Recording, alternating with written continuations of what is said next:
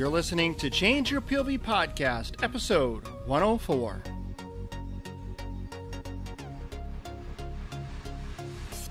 Actions speak louder than words, folks. You can talk all you want to, but put your money where your mouth is. Actions are what really matter. Demonstrated ability. That's action, okay? So you're like, okay, great. How do I do that with LinkedIn? Well, here's the magic.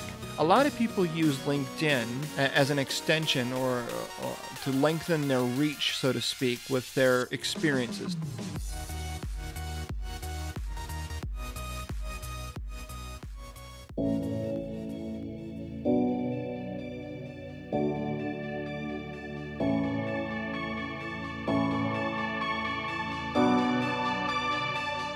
Welcome to Change Your POV Podcast, helping you navigate transitions in your life, like entering and exiting college or the military, changing jobs or careers, and providing you with the coaching and mentorship needed to help you advance in your personal or professional life.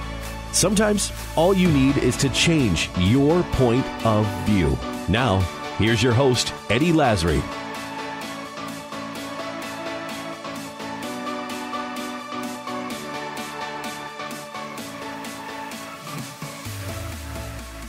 All right, folks, and welcome to Change Your POV Podcast. I am your host, Eddie Lazary, and I am doing a solo show tonight because I got my schedule mixed up and a bunch of other lame excuses that I won't even go into tonight. So, this show is brought to you by none other than changeyourpov.com. And you're like, what? What do you mean? I thought this was Change Your POV Podcast. It is Change Your POV Podcast. But I am doing the promo spot this week, promoting ourselves. You know, that's weird, but hey, I've never done it before. I figure I'd do it today. What am I promoting? Well, I'm not selling you anything, but what I would like you to do, I just recently wrote a blog post, and I posted it on Change Your POV, and it's titled 5 Ways to Build a Better Relationship with Your Daughter. And here are the 5. Ignore her, lie to her, push her, embarrass her, and yell at her. So those are the 5 ways you can build a better relationship with your daughter. And if you're absolutely confused, you probably should be, if that makes sense. If that's not confusing to you, then you're probably doing something wrong as a father. But if you're confused and you want to check out more, then head over to changeyourpov.com and you just click on the blog button at the top there and just find the title, 5 Ways to Build a Better Relationship with Your Daughter, and you can check it out. It's a story about me and my daughter, and I titled it that for a very specific reason. If you think I'm crazy, head on over and check it out. The reason why I wanted to present that on this podcast episode is because it's getting a lot of rumblings around. I posted it on social media already, Facebook and Twitter and several other places. And a lot of people are making comments and sending me messages, and it's kind of funny. It's funny because people that have negative things to say about the title, I know instantly they haven't read it. People that have good things to say about the article, I know that they've read it. So it's very interesting. It's an interesting dichotomy that I've created for myself. So if you're curious about that, head on over, check it out. And I would love to hear what your thoughts are on the matter. So you can either leave me comments at the bottom of the show notes page, or the bottom section at the very end of the blog post, or you can hit us up on Facebook, Twitter, LinkedIn, wherever you do your social media, and that blog post that blog post is posted pretty much everywhere right now, so you can find it and comment on it, or just find me and comment and send me a message and let me know what you think about it. Or you can go over to the podcast, or you can go to iTunes and leave a rating and review on iTunes. You can mention that blog post there if you want. However you want to do it, or you can even shoot me an email. So I'm just interested and curious to get your take on that particular blog post. And Bennett and I are going to work on trying to do more blog posts like that in the future. Because we do a lot of podcast episodes, but we want to get out there and do some more written content, more written word, because it's a different kind of content. It's a different kind of message. I have a different creative mindset when I'm writing versus on the podcast talking. So It's still me. It's just presented a little bit differently. So that's all.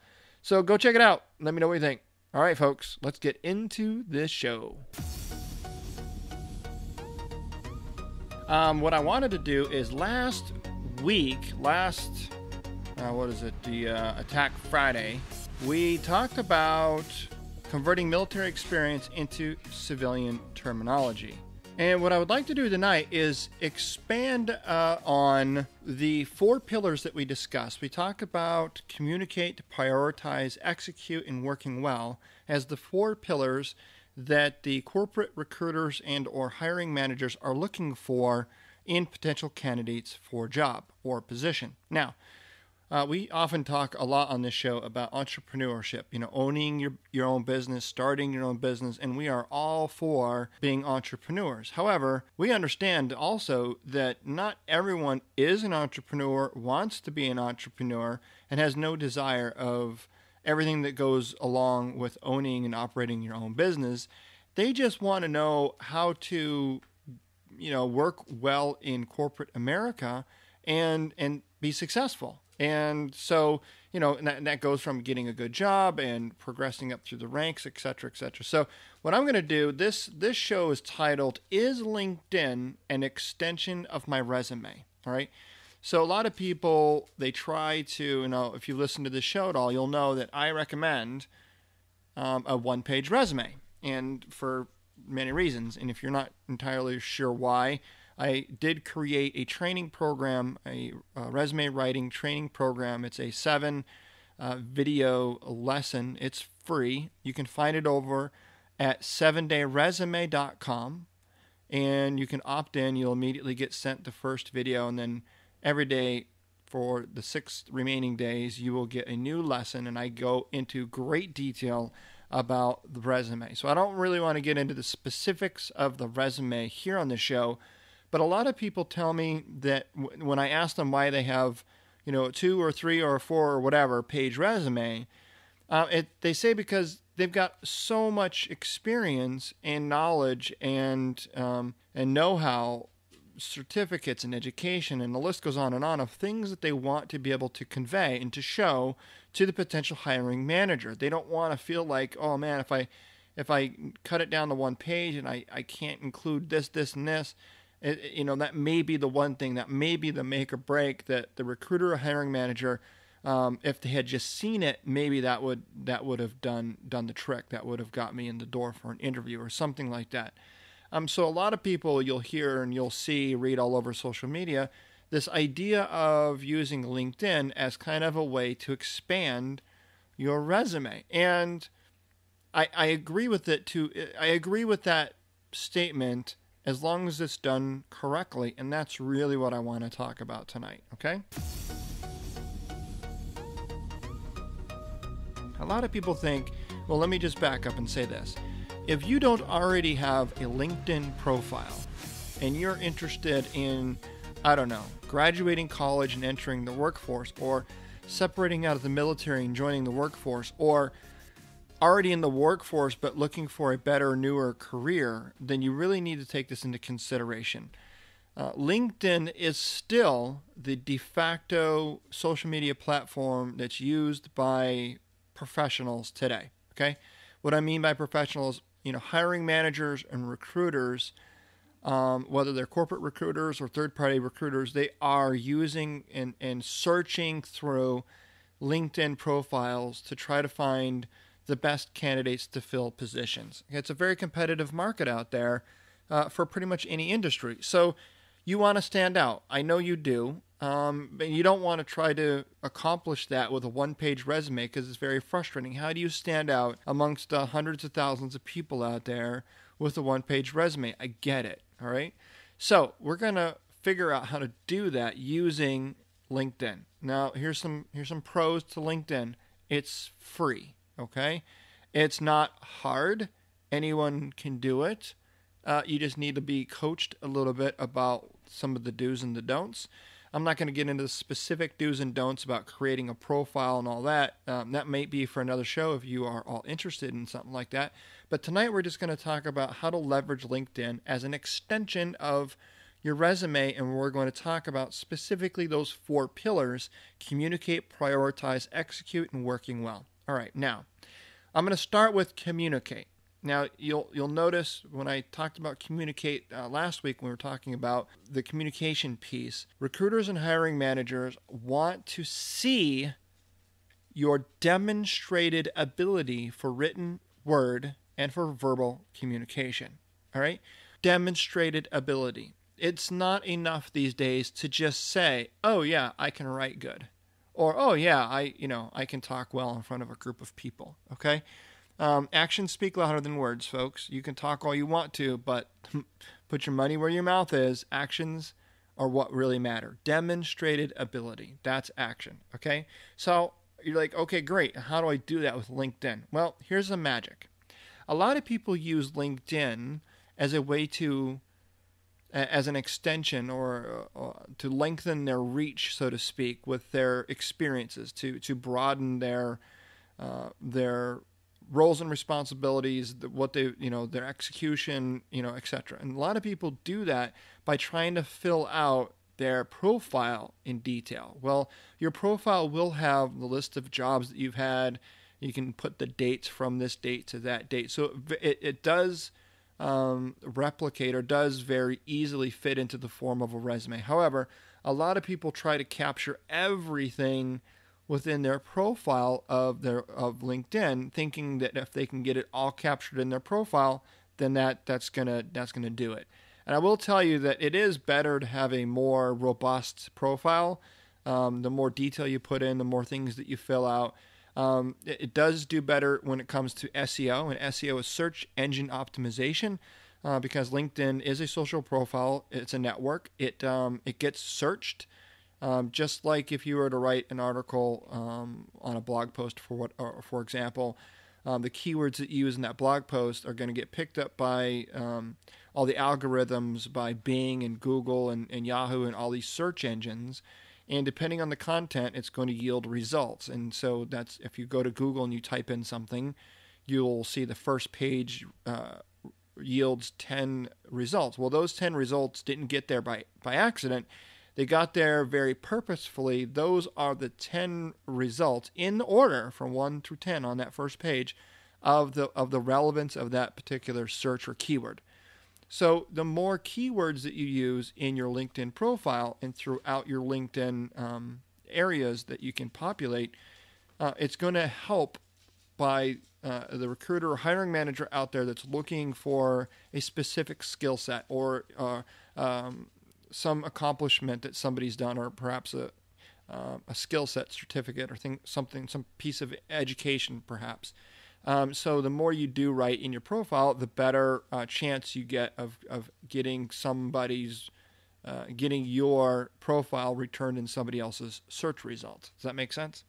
All right, but we're going to take it one step further. There are some things that you can do in Facebook, like you can create a post. Just like in Facebook, you create a post, you publish a post. You can either add an image, not add an image. LinkedIn is currently working on the video element of that social media platform. I don't think they're quite there yet. Obviously, Facebook is already there with their videos. However, Facebook and LinkedIn, although they're similar, they serve two different real purposes. Not a whole lot of people looking to hire somebody is going to be surfing Facebook to search for those people. They're going to be probably going to LinkedIn first. Once they narrow in on a couple of candidates, they may then go out to Facebook, for example, and dig into those, shortlisters, as I call them, and look into their personal profiles on Facebook to kind of get a better sense for who you are as a person. But they're going to start their initial search results from LinkedIn. All right. So communicate, written and verbal. So here's some things that you can do. You can write some articles and post them on your LinkedIn account, okay?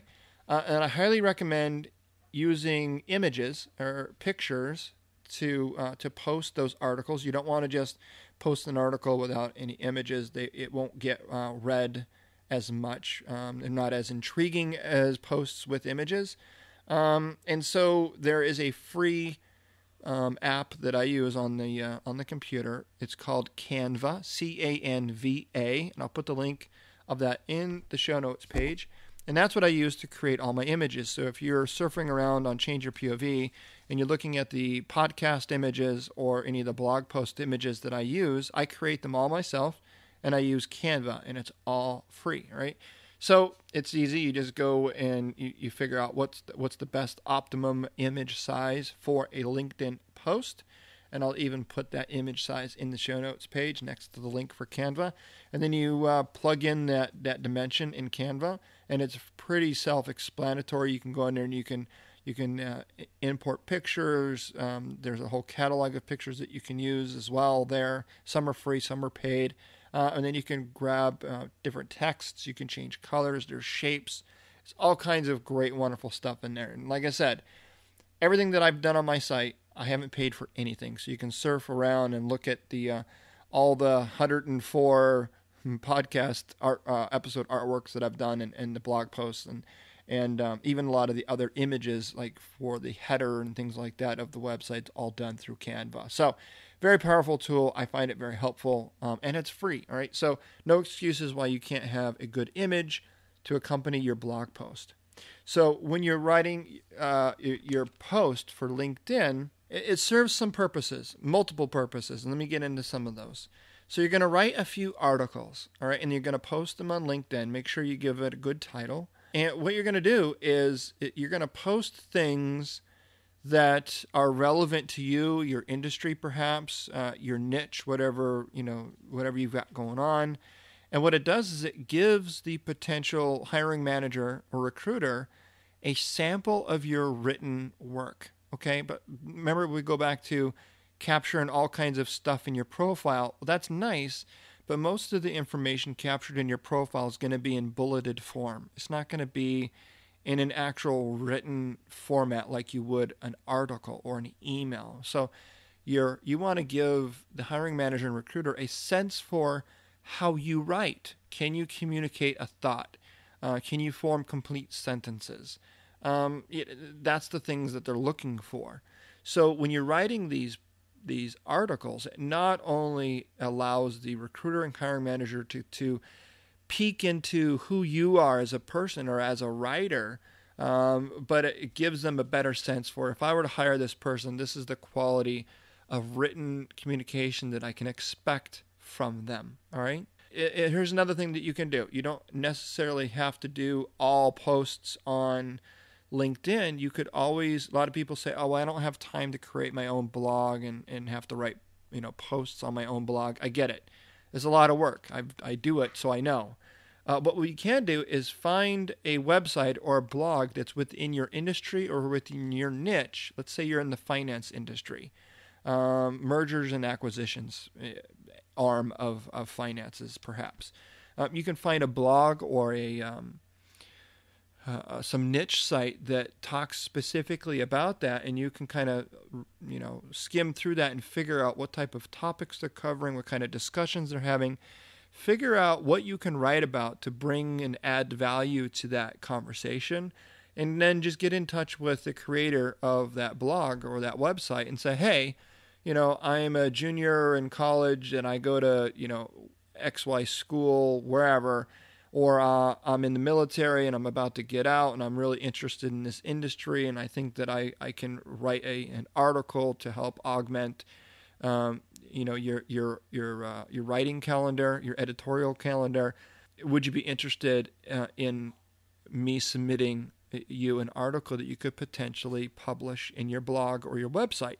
Now, I will tell you, you're thinking to yourself, oh, well, I don't know. Nobody's going to want to, take a blog or something that I've written and put in their blog or put in their website. Folks, I will tell you, as a content creator myself, anyone that's a content creator is looking for good content to add to their brand. Okay, so if you have something valuable to add and you can, write a decent, 200 or 300 word article, and you're saying 200 or 300 words, that's not a lot, folks. 200 or 300 word articles, not a lot at all. But you can write it and you can submit it, And, just say, hey, if this fits your demographic and your audience, then great, you can use it. If not, then great. Let me know what you're looking for. Perhaps I can tweak it or change it, or maybe, write a completely new one to fit your demographic, fit your target. What's great about that is you can always take those blog posts that you've written on other sites and you can link them over to your LinkedIn profile. You can say, all right, I've written an article here. Like if you go to my profile, for example, Eddie Lazzari on LinkedIn, you'll see towards the bottom, underneath the publication section, you'll see that I wrote an article for AM Vets, American Veterans magazine, and Bennett did as well. And both of our articles happen to be in the same episode, which is kind of weird, but whatever. So both of us wrote an article, and we got it published in American Veterans magazine. And I just took the link of that article and I posted. So anybody that wants to see that article, they click on it, and it'll take you to the article that I wrote. And in addition to that, I also have some articles of my own that I wrote that I published to LinkedIn that you can also read. All right.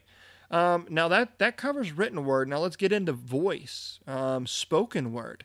And you're like, how do I do that on LinkedIn? Well, you do it in very similar fashion to the blog post. What I mean by that is you find some podcasts out there that are perhaps in your niche or in your industry that you think you can provide value to.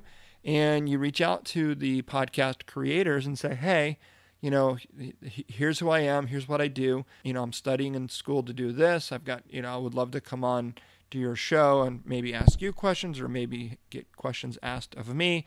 If there's some value there, and you have to do your homework to figure out what kind of value you could bring to the table, you can approach those podcast creators because they're always looking for guests, people that are real people out there in the world. I mean, there's only so many interviews you can listen of, Tim Ferriss before you're just kind of done listening to, podcast episodes with Tim Ferriss. Don't get me wrong, I love Tim Ferriss, but it's like I dig listening to actual real people out there that are going through and living through the same things that I am. So don't count yourself out. But so find a podcast or two that you could perhaps get interviewed on, and then you can take those posts, they're very much like articles, but they are the blog posts or the show notes page for that particular blog post episode or podcast episode, and you can link those to your LinkedIn. So now the potential recruiter or hiring manager,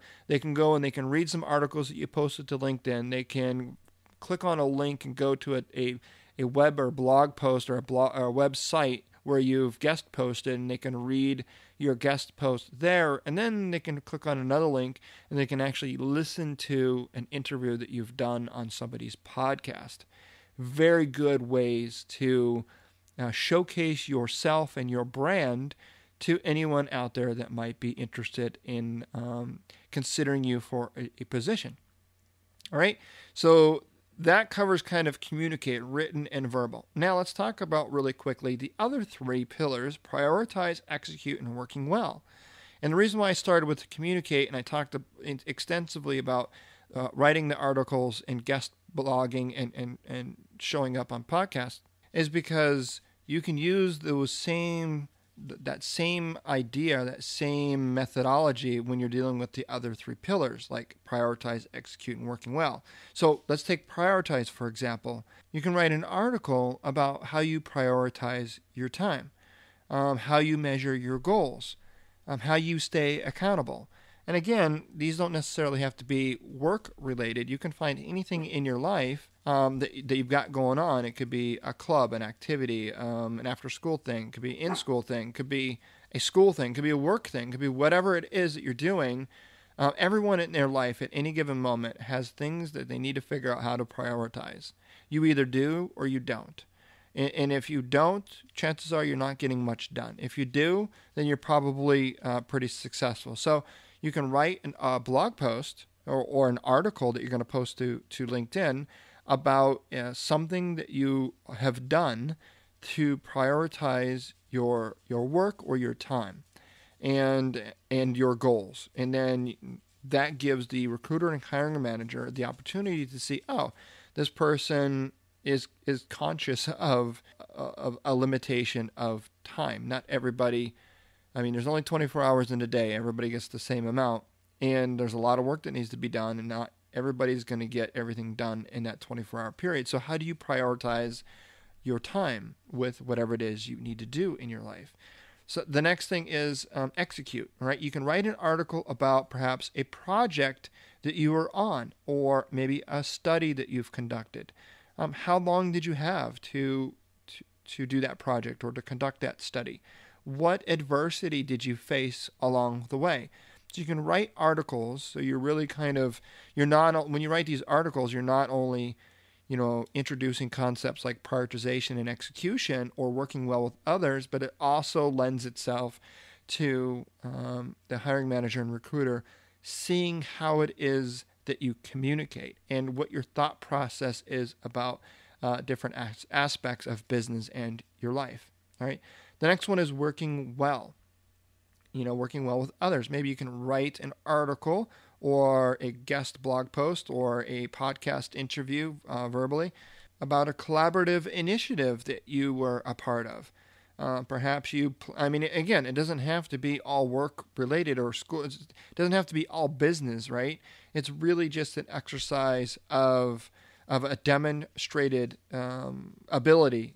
You're demonstrating your ability to do these things. So perhaps you planned a Halloween party, for example, with a group of friends. Maybe you're planning one right now for the upcoming Halloween party in a couple of weeks.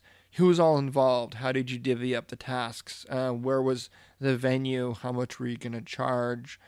Where did you get the decorations or the costumes? Just planning a Halloween party, there's a lot of collaborative effort that's required. I guess you could do it yourself, but it's going to take a hell of a lot of time. It's going to take a lot more effort on your part, and it probably wouldn't be as successful as it would be if you were to do it with a team of people. So that pretty much wraps it up. And I just want everyone out there to know that LinkedIn and all social media platforms are extremely powerful, but you really should use them. Each of those platforms has its own purpose, right? So the whole expression, when in Rome, right? When in Rome, do as the Romans do. So when you are on LinkedIn, you need to treat it like you're on LinkedIn. And when you're on Facebook, treat it like you're on Facebook, because to do otherwise, it's going to be very standoffish to the consumer, whoever's reading your blog posts. So make sure that when you are taking advantage of your LinkedIn profile, that you do so with a lot of thought and process ahead of time, because all of these things that I mentioned can help give you a leg up in the area of search engine optimization, getting found, being noticed and recognized and searched by recruiters and hiring managers. But if you do this half-assed or you don't put your full effort into it, that's going to be probably a negative account on your effort. So if you're going to do it right, and it's very powerful if you do it right. And so really, that's it. That wraps it up. So folks, if you want to check out more about what we covered here, I've got some brief show notes and the links that we talked about in the show over at changeyourpov.com/episode 104. Never miss an episode. Hit subscribe on your podcast player of choice. We have a lot more great content headed your way. If you want to reach out to me directly, you can email me at eddie@changeyourpov.com, or you can leave comments on the show notes page. All right, folks, until next time.